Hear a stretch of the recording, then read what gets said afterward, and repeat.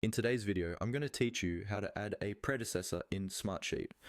Predecessors are what allow Smartsheet to understand the order of your tasks so it knows which tasks depend on others before they can start.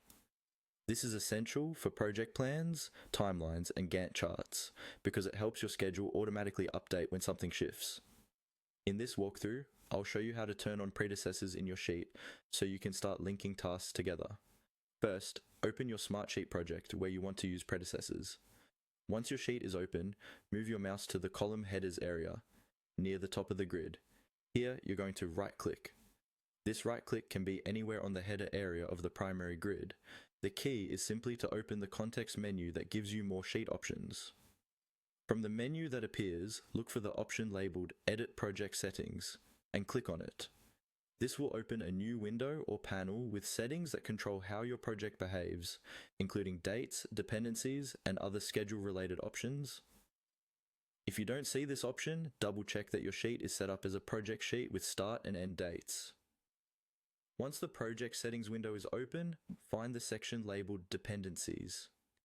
Here, you'll see a checkbox or toggle called Dependencies Enabled.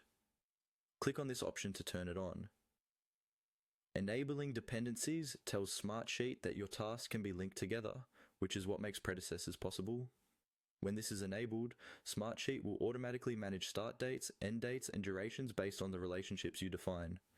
After enabling dependencies, you should see more configuration options appear, including fields where you can choose which columns will store your start dates, end dates, durations, and predecessors.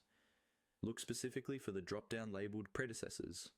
Click on this drop-down and select the column you want to use as your predecessors column.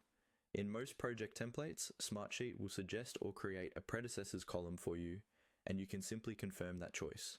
This is the column where you'll later type in task numbers to indicate which tasks come before others. When you're happy with the settings and your predecessors column is selected, go ahead and click OK to save your changes and close the project settings window. Smartsheet will now update your sheet layout, and you should see a predecessors column in your grid if it wasn't already visible. From this point on, you can start typing task row numbers into that predecessors column to link tasks and build out your project's dependencies.